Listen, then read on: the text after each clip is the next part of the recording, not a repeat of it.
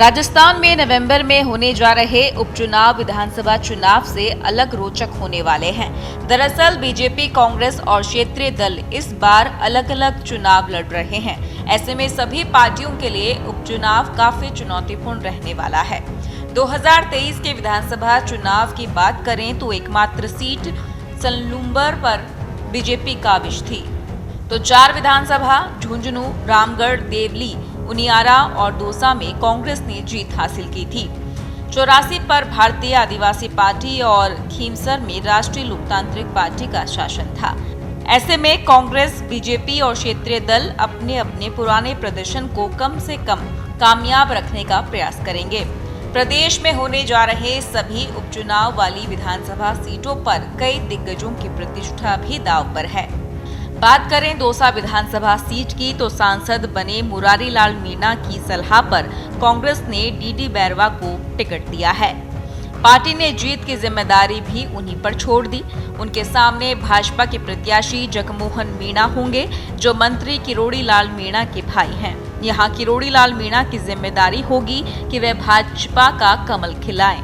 इस सीट पर कांग्रेस के टिकट पर मुरारी लाल मीणा 2023 के चुनाव में 31,204 वोट जीते थे। इधर देवली उनियारा सीट या यूं कहें सचिन पायलट के गढ़ में उनके करीबी हरीश मीणा के सांसद बनने के बाद कांग्रेस ने केसी मीणा को प्रत्याशी बनाया है। गुर्जर मीणा बाहुल्य वाली इस सीट पर कांग्रेस नए चेहरे के साथ नया दांव खेल रही है, जबकि उनके सामने बीजेपी ने 2013 में विधायक रहे राजेंद्र गुर्जर प्रत्याशी हैं। साल 2018 में वे हरीश मीणा से चुनाव हार गए थे। कांग्रेस के प्रत्याशी हरीश मीणा ने यहां से 19,175 वोट से जीत प्राप्त की थी। झुंझुनू की बात करें तो झुंझुनू से सांसद ब्रजेंद्र ओला के पुत्र अमित ओला मैदान में रहेंगे। दशकों से ओला परिवार का ही यहां वर्चस्व रहा है। उनके सामने पिछली बार बीजेपी के बागी प्रत्याशी रहे राजेंद्र भांभू मैदान में होंगे। दशकों से भाजपा इस सीट पर बगावत झेलती रही है। इस बार मुकाबला आमने सामने का होने की उम्मीद है। झुंझुनू से पिछला चुनाव कांग्रेस के ब्रजेंद्र ओला ने 28,863 वोट से जीता था। इसी तरह से खीमसर में आईपीएस रहे सवाई सिंह की पत्नी रतन चौधरी प्रत्याशी होंगी। माना जा रहा है कि गोविंद सिंह डोटासरा ने यहां टिकट फाइनल करने में अहम भूमिका निभाई थी। इसी तरह बीजेपी रेवंत राम डागा पर दाव खेल चुकी है। बीते विधानसभा चुनाव में उन्होंने बेनीवाल को कड़ी चुनौती दी थी और दोनों के बीच महज 2,059 वोटों का मार्जिन रहा था। इस चुनाव में एक बार फिर खीमसर सीट से हनुमान बेनीवाल ने अपने परिवार से टिकट देते हुए उनकी पत्नी कनिका बेनीवाल के नाम का ऐलान किया। 2023 में यहां आरएलपी ने 2,059 वोट से इलेक्शन जीता था। अलवर जिले की रामगढ़ सीट पर कांग्रेस ने दिवंगत विधायक जुबेर खान के बेटे को प्रत्याशी बनाया है। आर्यन जुबेर अपनी पारिवारिक विरासत को बचाने के लिए जहां चुनावी मैदान में होंगे, वहीं पिछले चुनाव में भाजपा के बागी रहे सुखवंत सिंह उनके सामने कमल के निशान पर प्रत्याशी रहेंगे।